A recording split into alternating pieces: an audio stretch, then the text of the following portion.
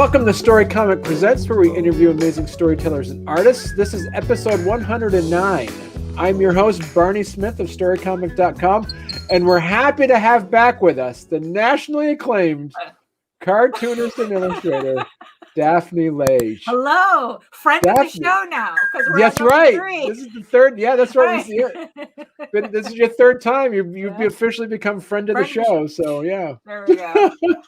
And you're here. You're going to talk to us about Egoraven issue 3. Yeah. It's like so far I've been here for every issue. So, I know, it's exciting. So we stuff. we have 12 more of these shows to go. And we'll keep going. Yeah. And Tall Tales, what's up to talk about? Yeah, see, exactly. Yeah, you'll always have something. Yeah, always. It's like I said, I'm trying to keep these books moving here. Right. Right. Yeah. And so before we jump in and look at your already successful Kickstarter so far, you have. I wanted to. So some of my buddies, they've been going back to conventions. Have you hit conventions? We've so far we've just dabbled right now. We did do Eternal Con, which was on the list there. This past weekend we did another show. It was only for one day though. Right. And it's just kind of trying to get back into the routine, but you can tell something's different. So it's still a little weird. It's so because it's been like 2 years since you probably gone to a convention. Is there like that sense where it's not like riding a bike, but it's almost like learning to swim? Do you have to kind of practice again? Or kind of. But it's more about the going outside part than being the convention. It's like it's just on one hand, like in the 2 years, it's like I keep saying that the cabin fever is real, but so is the agoraphobia. Right. So it's like, you kind of have like these two competing, right. I don't know what to call them, like issues, I guess. These two competing issues that make it difficult to kind of function right now. Right. I know, but it's like, one of my friends was talking about how he's like he's an extroverted hypochondriac. So he thought every time he waves at the mail carrier, he gets COVID. So right, yeah. I mean, it's like because it's like we got the hand sanitizer, we got the masks on, the whole thing, and right, it's look, we're in weird times right now. So we have the plague. I just had a flood. I went on vacation, had heat stroke. I mean, it's rough. It's rough going around right now. But I mean, the thing though, as a creative, it's like you must be getting like ideas too. I mean, as stuff happens. It's when you kind of are forced to be home, it's like the brain has nowhere else to go. Right. And it's it's like I've always said, it's like I don't want to belittle what's happened in the past, in almost the past 2 years. Right. But the thing is though, it's like it was creatively, it was an amazing 2 years for me. Right. I mean, it just everything just exploded out. I mean, like just creatively, it was just amazing. And I'm still, like really trying to I am keeping that momentum going. Right. Like I said, it's like at the beginning of lockdown, it's like that's when I decided to do Egoraven as a full color comic and do it in color and reletter it and remaster it. And now it's like I just showed you, behind the scenes, I just finished the color comps for issue 4, which is going to come out next year. So I'm already looking at work for next year, like getting all those books scheduled out. I've never been this focused before. So yeah, and just learning more about just the craft overall, drawing and writing and just it's just, I don't know, it just seems like I guess I needed the 2 years of quiet for everything to just come together. Right. Yeah. Yeah. And do you so because of that, because like you said, one of the you're able to just really sit down and concentrate. Yeah. Is there any other projects that you're also kind of working on in the wings that you're? Right now, so I have the two series. It's like, so we're working on re-releasing Tall Tales in a Right. new format, all in trade paperback, starting from the beginning. So that, so when I finally put out the new issues, it all makes sense to people who are seeing it for the first time. So we're doing that, where we're putting out Tall Tales that way. I'm currently working on the 15 issues of Egoraven that it's going to take. That script is done, Right. and because that script is done, I'm already working on several sequels to Egoraven. I mean, they're not sequels as much as they're like just continuing adventures, but they're not like directly related to the main storyline. Right. So I already have my brain in like 3 different like trade graphic novels that I'm still messing with the stories and whatnot, and that's kind of, that's kind of where I am right now. Just like, I'm like a couple of years ahead. Right. Work wise. And, I mean, it's just crazy about how much of this is just like dump, like it's like a right. dump right now. Because when you talk it's interesting too. Another thing too is like where we are now in the evolution of society for creatives is you talk about, you always had the stories of the lone comic creator, the lone Right. author who was by themselves and on a typewriter, 40 years ago. But now, how beneficial do you see? Because I'm more of your connections. You have a wider array of creatives that you connect with on if not a daily and hourly basis that you're with. Is how beneficial or how distracting is it to be able to feed off of everybody's ideas, and how does that benefit or distract from your work? That's a good one. Right. I guess it really depends on who in my circle I'm interacting with. Right. They're because it's like, every interaction has the potential to feed something. Right. So I would be kind of hesitant to call some of those distractions, because Right. technically it's all grist for the mill. Right. But the thing is, though, what I've noticed is, because there are particular people that I purposefully go online with the sole purpose of working. Right. And it was a very interesting thing. It was something that I got invited to, and I kind of thought it was weird. It's kind of like they do a live stream without going live. So it's just me and three other people in a stream like this, but we're all just working on what we're supposed, what we're doing. I mean, and and we talk and whatnot. And what I found is that in that particular circumstance, it's kind of like, being in an office with, and having like the benefit of not being by yourself, Right. but you're working.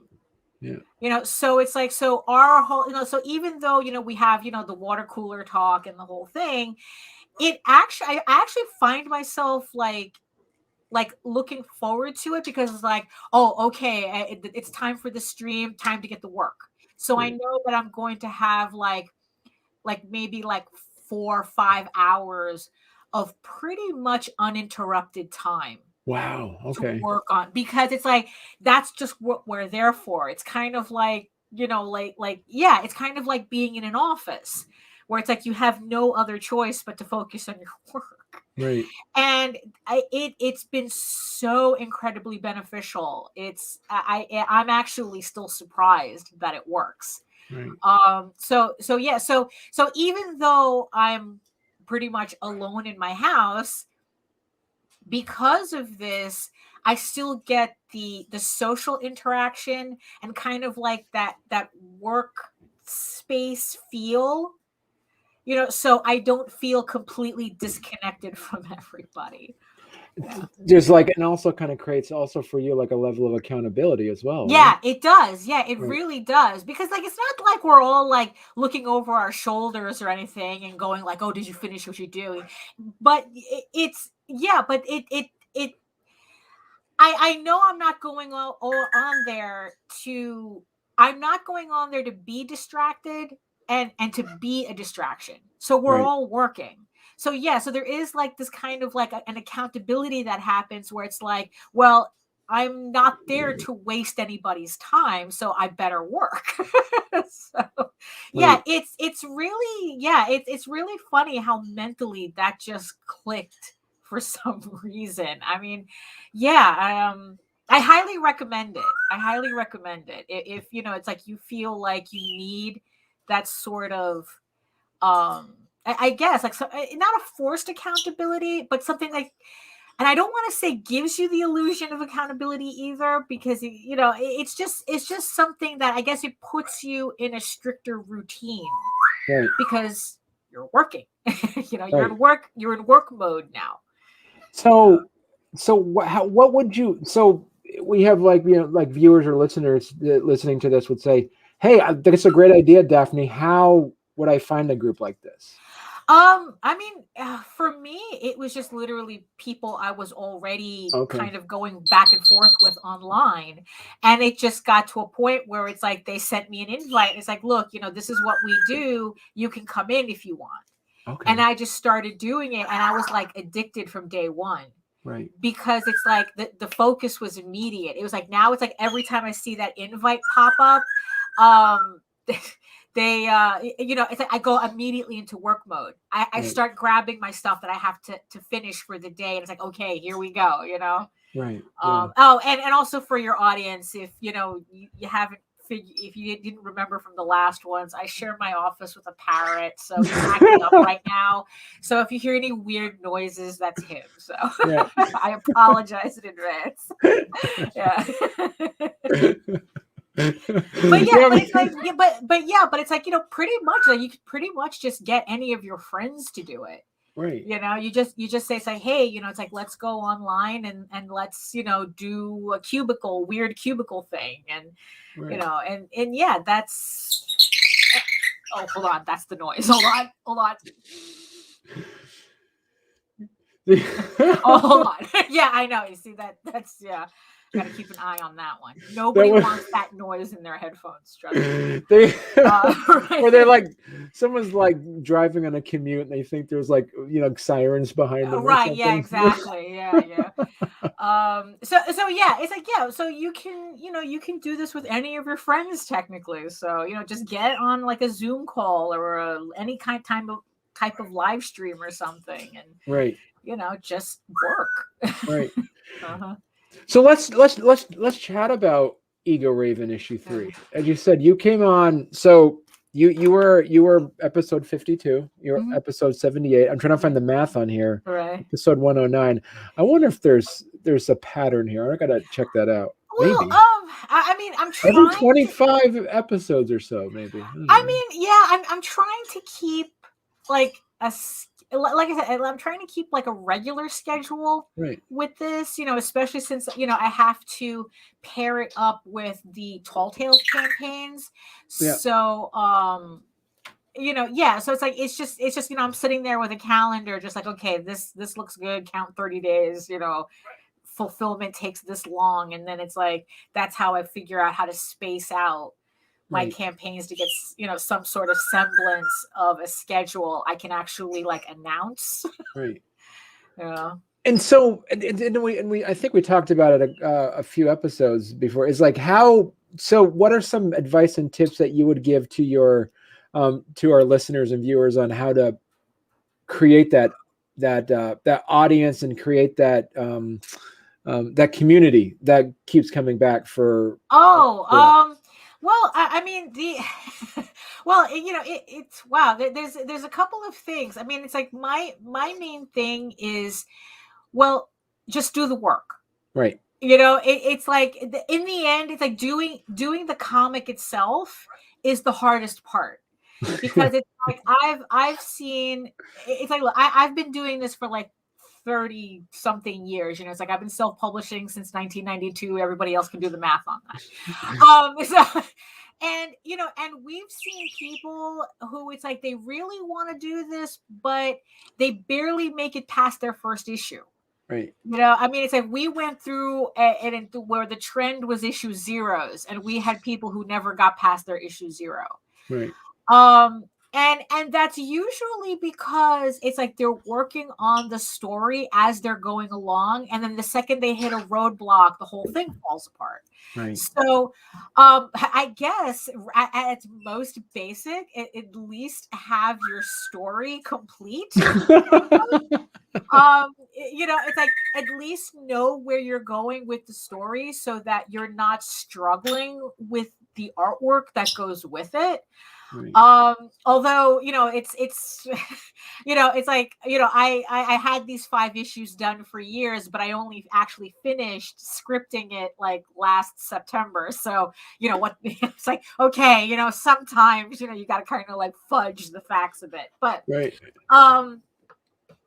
Yeah, so it's like, so have a really clear vision for the story that you're telling. The other thing is that this is the thing where it's like, do as I say, not as I do. Don't be epic. It's like, if like, know your limitations with the story that you're telling. Right. It's like, because it's like again, we've seen people get tripped up because they want to do the 30 issue epic or something. And again, they don't make it past issue 0. Right. So it's like, instead of doing a grand epic, start with short stories. Right. Start with like a 3 issue short story that eventually ties into your epic. But at least you have 3 issues that is a story that you can have done. Right. Which is the next thing, which is like, every time I do a Kickstarter, my work is finished. So it's like, so you don't, so if anybody who pledges to my campaign, they don't have to worry about, is it going to take another 1.5 years for me to get this issue? Right. Which is unfortunately kind of common on a lot of projects. Right. I mean, I have books that I got on Kickstarter, that I supported on Kickstarter, that 2 years later I'm still waiting for them. So, so it's like with my campaigns, it's literally the second the campaign is over, I look over the files the next day, and then the day after that, it's at the printers. Wow. Okay. So it's like, so by the time I get the money from Kickstarter, the books are ready to go out. Right. So that's, I guess that would be like, my top 3 advice. It's like, because in the end, it's the consistency. It's your consistency and your ability to show that you could finish what you started. Right. That's going to bring people back. Which, yeah, especially that last one, the finishing what you started, because especially with Kickstarter, yeah, that's a lesson that I really I watched a lot of people crash and burn on that. And, I learned from other people's mistakes. Right. And it's like, yeah, always, have the book finished when you start your campaign, or at least have it like 90% done. Like, you still have to do the lettering. It doesn't take 2 years to do lettering. So, yeah, just because you really want to establish that you're trustworthy, along with you can, tell a story that's entertaining to people. So that brings a point of, like, you're saying, it's like, when it comes to that Kickstarter piece, what are some of the things that you've seen other creatives do that you say, that gives me that sense of trust and loyalty, that would that one of them be, as you say, is like saying in your Kickstarter, it's all done. Right. You don't have to worry about it. Was there anything else that you would say is important to put on a Kickstarter to invoke? Well, I mean, trust? if you look at my past Kickstarters, it took me there's a difference between how Egoraven issue 1 performed on Kickstarter as opposed to as opposed to how issue 3 is performing, and it's a big jump. And the thing is that and I think that even though I've put out other books on Kickstarter, you're still going to have that, that kind of like that grind you have to go through on that first issue, because it's like, again, you're talking about a first issue. People, they like first issues, but they're also simultaneously suspicious of them. Are you going to make it through? And in the end, the only way that you can prove to people that you're not a one-hit wonder is by not being a one-hit wonder. I mean, it's literally something you have to, like, there's no secret sauce to it that it's like, oh, I'm trustworthy, you can trust me. And I've been doing, up until that first issue, I probably had done, or at least helped with at least like 15 campaigns. Right. But that still wasn't enough when I put out that first issue, even though I was saying, it's like, look, I'm familiar with the process, I fulfilled these other campaigns. It still took me 3 issues in to get the consistent backers that I have, but the thing is, though, I still say in my campaigns, there's 15 issues. I'm 17 issues in. The issues are done. It's like, here's the comps for issue 4 for next year. I still have to reiterate that it's like, it's not going to stop here, that I'm not just going to disappear all of a sudden. So technically, it's something you have to continually work at. Right. There is no like one thing you can do that'll make you go, oh yes, I definitely, I'll have no problem. It's a constant, it's constantly reminding people that you're still here, you're still doing the work is still coming out. Right. And it's like, unfortunately, it's like, that's just what it is. It's constant work. So, and it's weird because as you're saying it, there's almost like that insight where it's like the opposite effect of going to a comic book shop where you're like, oh, issue 1, that's probably something.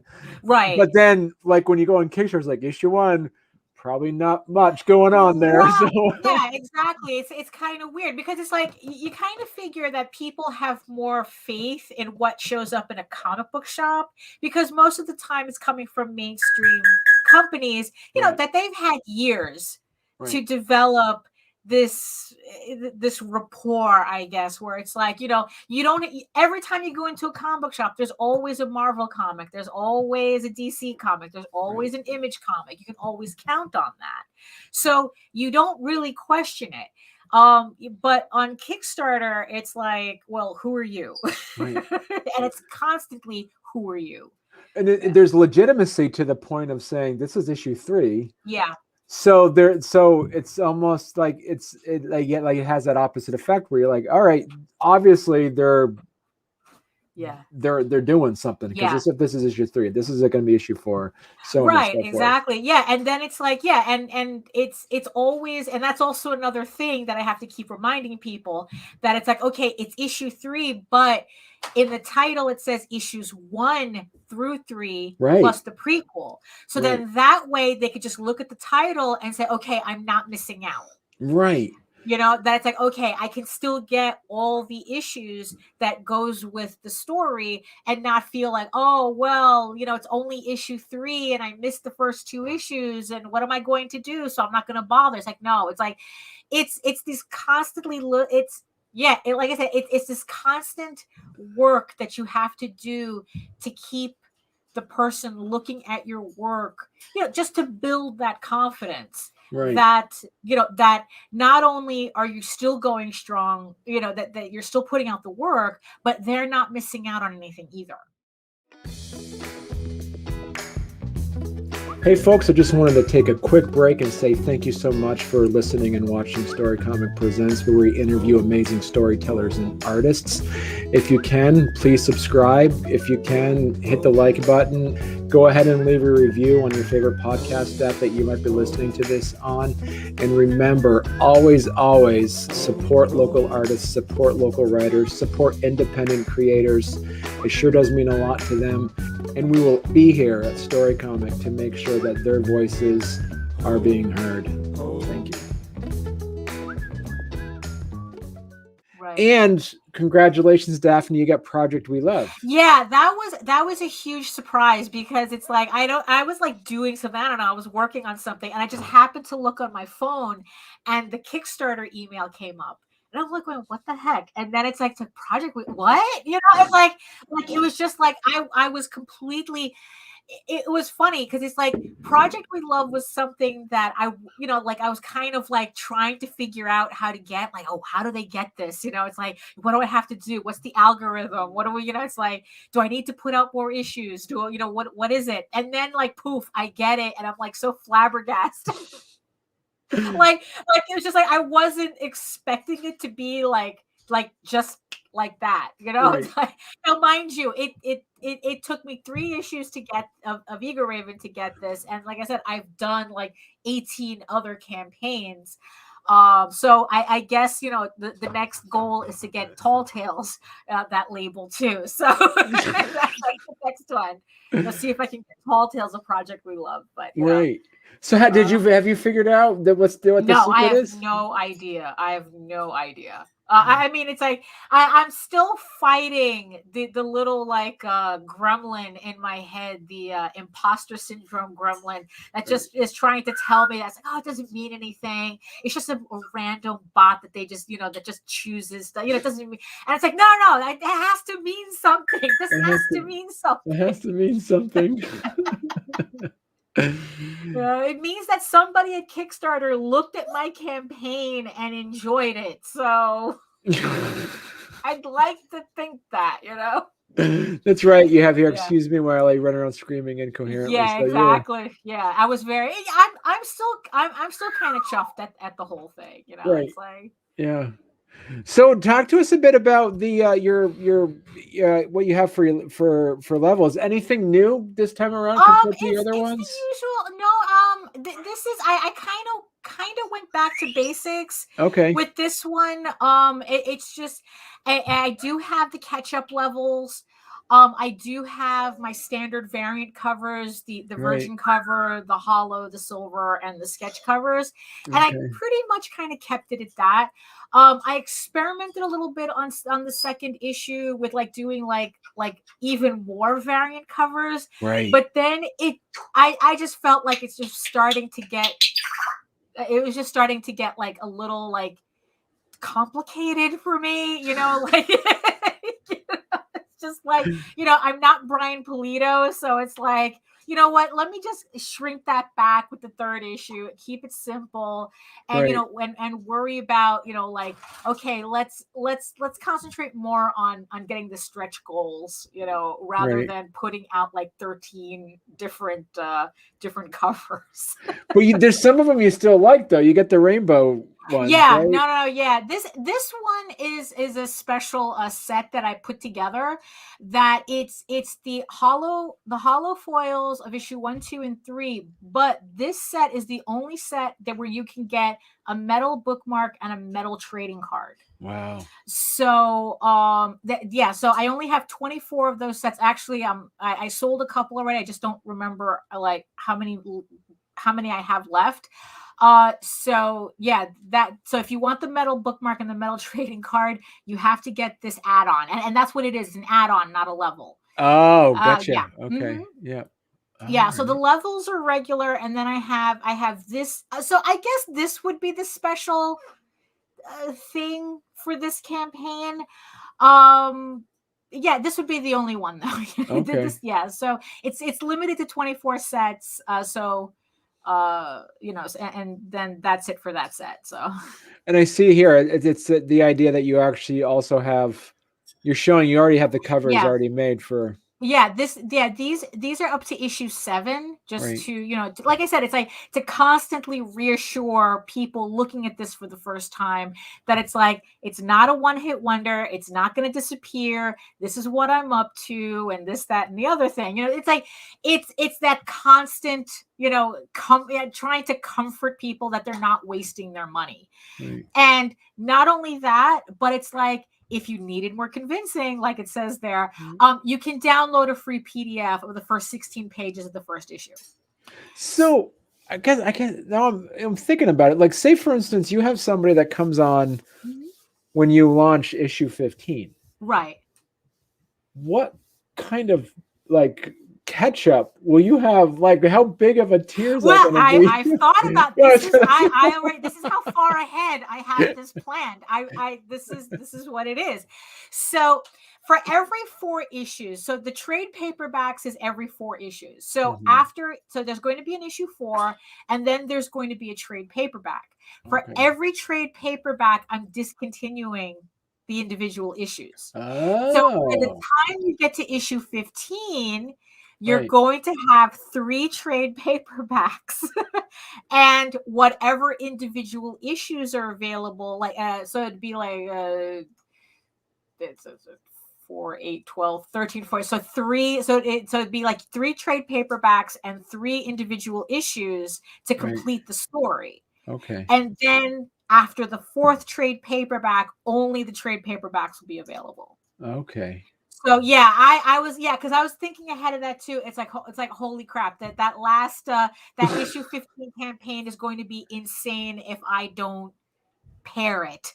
Right. So that also adds a certain level for people who are, I guess, like into individual issues and kind of like there's a collectability to it too, because every 4th issue, everything gets discontinued. So when the first trade comes out, that's it. It's only going to be for the trade. The individual issues are not being reprinted anymore after that. So if you're the type that likes individual issues, now is the time to get them. Exactly. And plus for those that like that are into like the collectors as well. Yeah. Yeah, because that's going to affect all the variant covers too.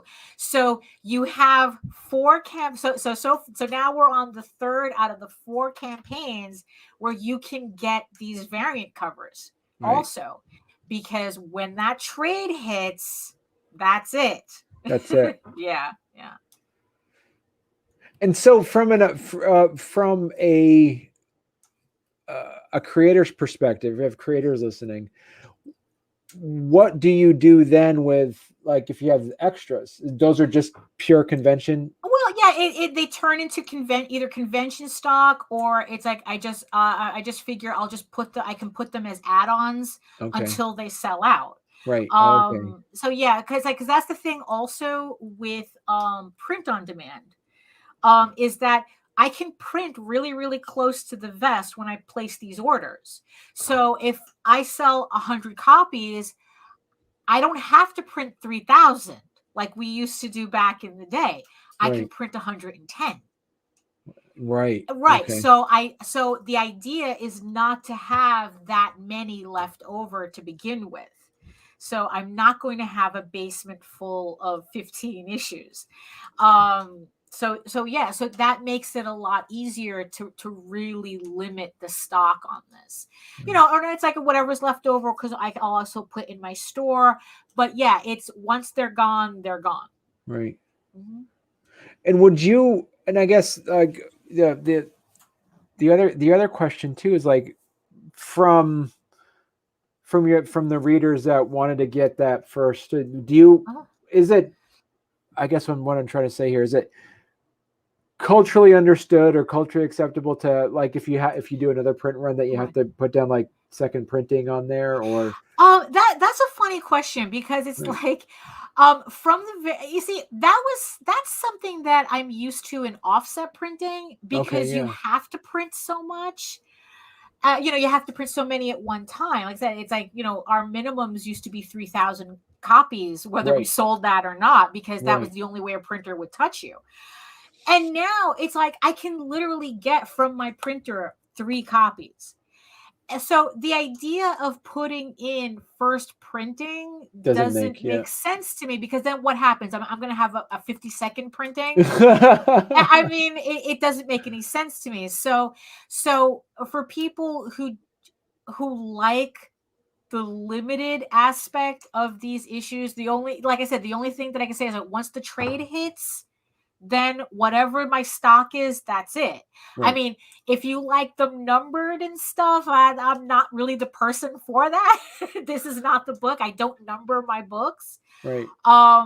So it's just this, so yeah. So I guess it just depends, like how much of a collector you are and how much of a big deal that is for you.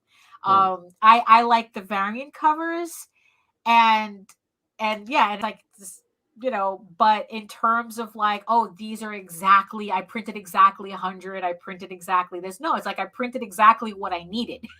Right. So I'm not going to say, oh, this is limited to a run of 100, when if I count up all my campaigns so far, I may have only sold maybe like 25. So, yeah. So, so I'm not that type of collectability person. So talk to us a bit about, like you said, so basically it's the levels, as you say, you have your variant editions, mm-hmm. You have your catch-up levels. Yes.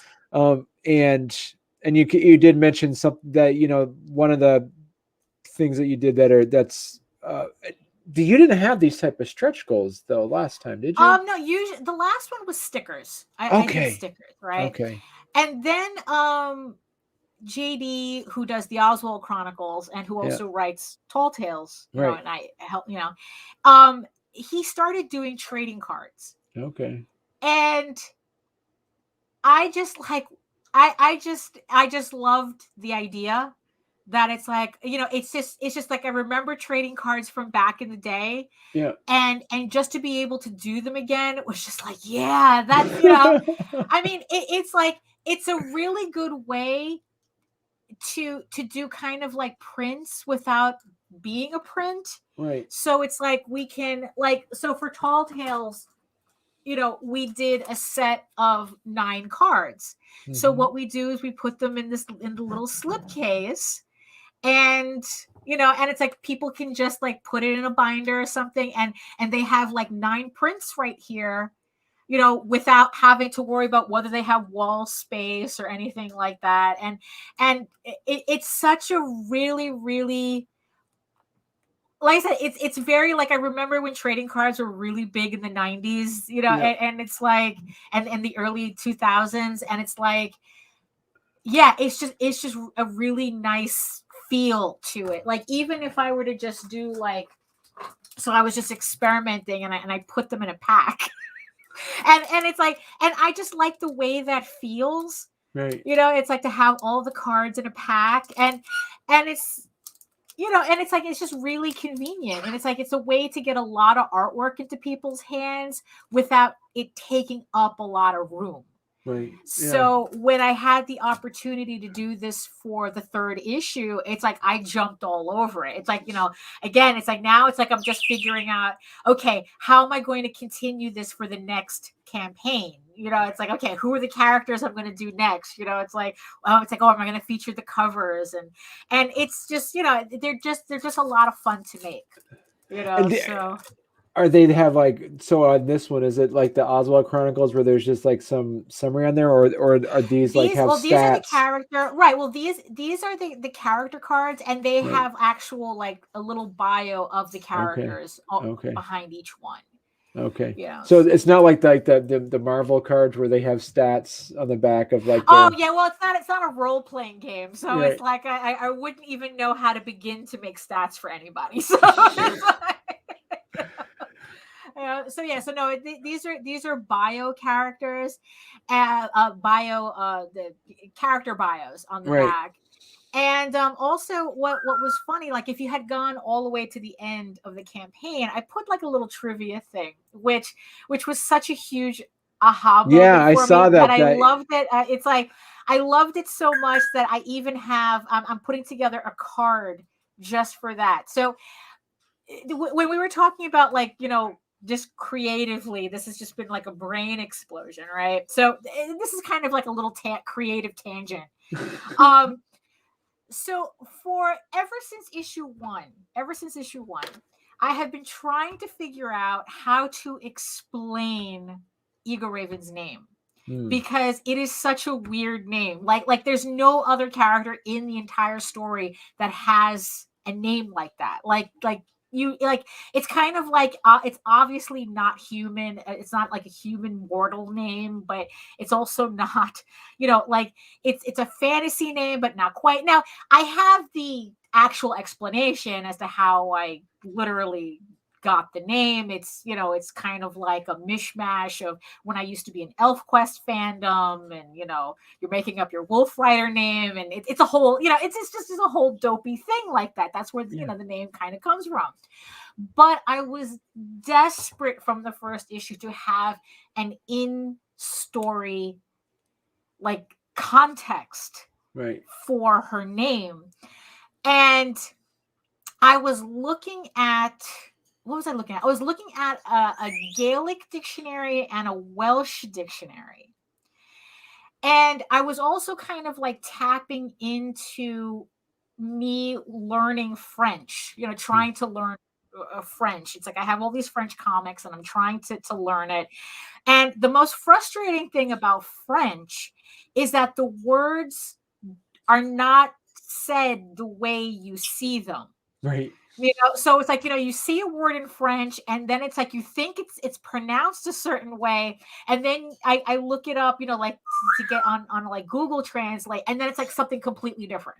Like I would never have guessed it. And the funny thing is I was looking at Swedish too. I was watching a video from a woman in Sweden, from Sweden, and she had said a word that she had on screen, but again, it was one of these things where reading the word and what she was actually saying were two completely different things. So I combine that with the realization that just because I'm writing a fantasy story doesn't mean that everything has to be complicated. There's this thing with a lot of writers. They think that every minutia has to be explained. And not only that, but it has to be explained in a very grandiose kind of way. And I'm like, wait a minute. No, it's like, why doesn't it? No, it's like, what if we just kept it really, really simple? So what would be the simplest explanation for Egoraven's name? It's a mispronunciation. And that's what it is. And it's like I just ran with that idea that it's like she was supposed to have this really highfalutin, elf, high elfin, name or whatnot, and her mother couldn't pronounce it correctly. So it's like, so it was just like I had this incredible light bulb moment. And it's like, this is it. This is the explanation as to why Egoraven's name is Egoraven, because her mom couldn't pronounce Elvish. And, and sometimes that's just what it is. That's what just all a story needs. Right. You don't need to be fancy with it. You don't need to explain everything. You just, does it make sense in the world that you're in? That you're creating. And it's like, the fact that a human woman cannot speak Elvish, and mispronounced a word, that it's like, there you go. Right. Yeah. So the point is like, now I'm going to make a little trading card with that, because I just think it's so funny that it's like, okay, so when people pick up the book and they go, oh, Egoraven, what does that mean? Well, here's a card. There you go. There's the explanation. Because, so what can people expect, without, what's the general synopsis that that people can take away from what with issue 3? Yeah, sure. So issue 3 is issue 3, and it's a continuation of the first 2 issues. It's not, like I said, the entire series is 15 issues. So the overall premise is that Egoraven is a half unicorn, half human princess, Right. who she finds her kingdom under siege, and she is exiled into the world of men, where she has to kind of like figure out what she's going to do, like how she's going to survive that world in order to save her kingdom.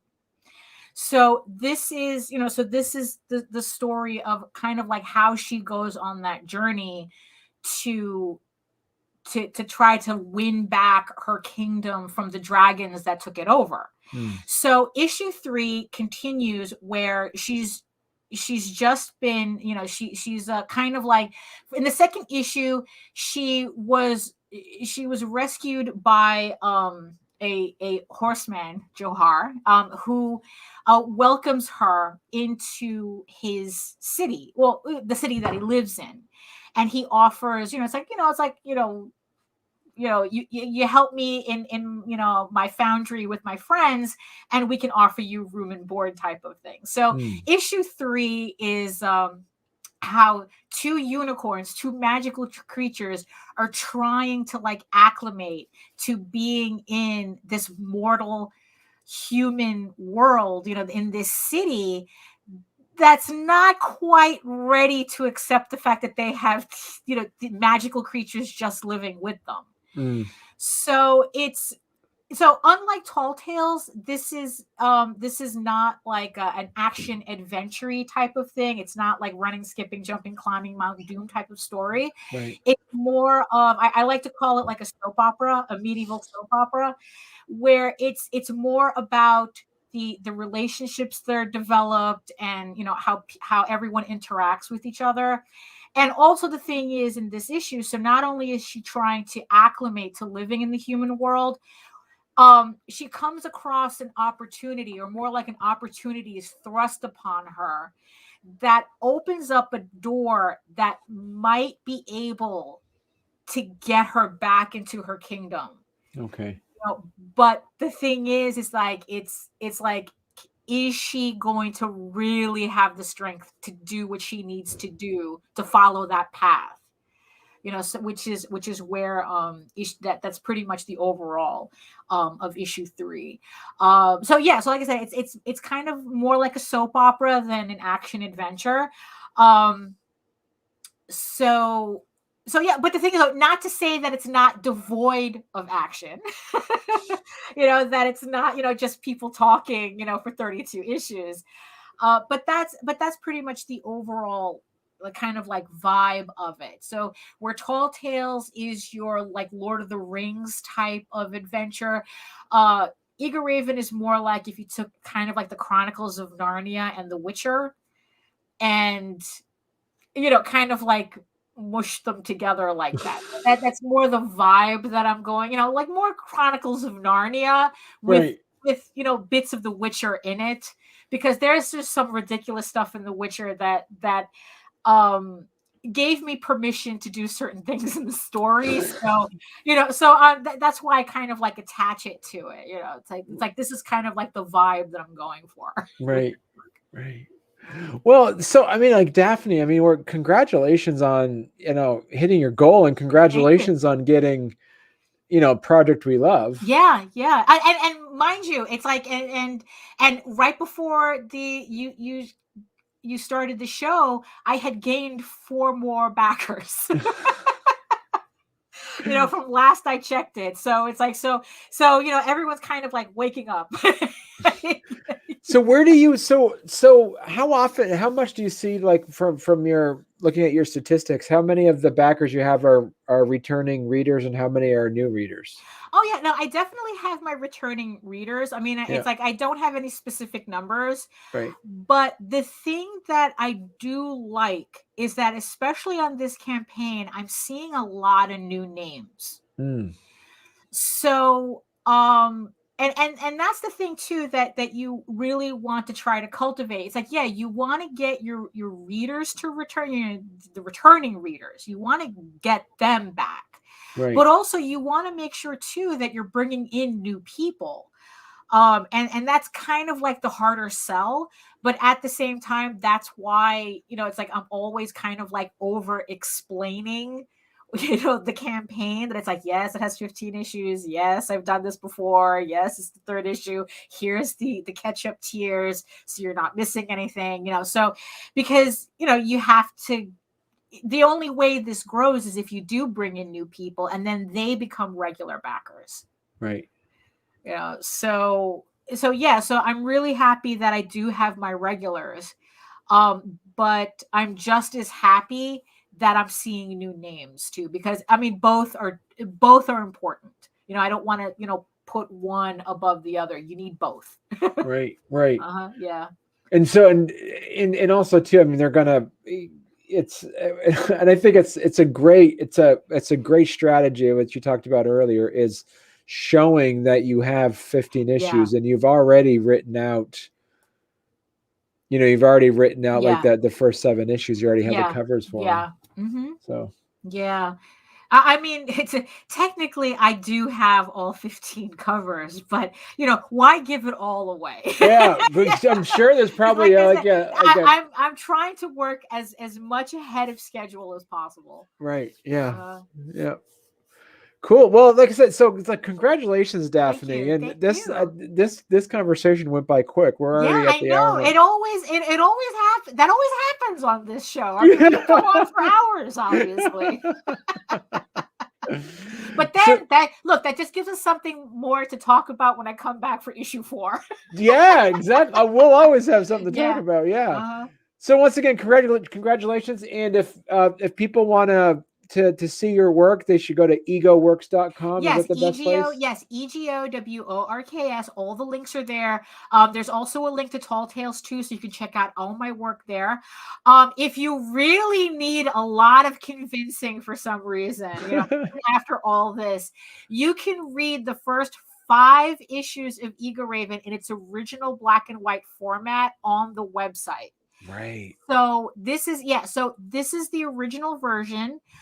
So what you're getting on the Kickstarter is completely remastered. It's in color. The lettering is redone. The story is kind of tweaked, not by much. The differences are minor, but there's still changes to the story and the dialogue a bit compared to this issue. And also I've tweaked the artwork as well. Right. So you can read. So you pretty much, if you read the first 5 issues on the website, you get the gist of it. Right. But if you really want the absolute version of this story, you get the Kickstarter editions. Right. Right. And yes, and there will be trades for people who are into, who don't like to collect individual issues, and the individual issues will be available until the trade comes out. So everybody on your toes. That's so smart. Yeah. Yeah. Cool. Well, thanks a lot, Daphne. And I'm looking forward to have you come back on again in a couple of months. Yeah, probably around like March. I'm still sussing out the schedule, but we're looking at issue 4 coming out in March. Okay, cool. Yeah. Excellent. All right.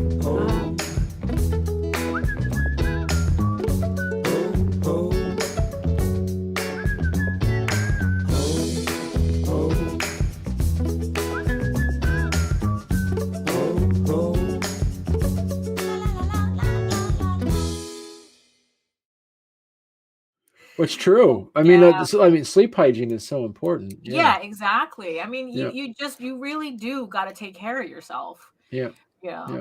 It's like, I mean, we're kind of like weird athletes, It's like we have to take care of ourselves just like athletes, or else we end up with wrist problems and back problems and neck problems, the whole thing. Yeah, if only we got paid like athletes. That'd be good, yeah, that's the other thing. We suffer like athletes, but we don't get paid like them. So. Right.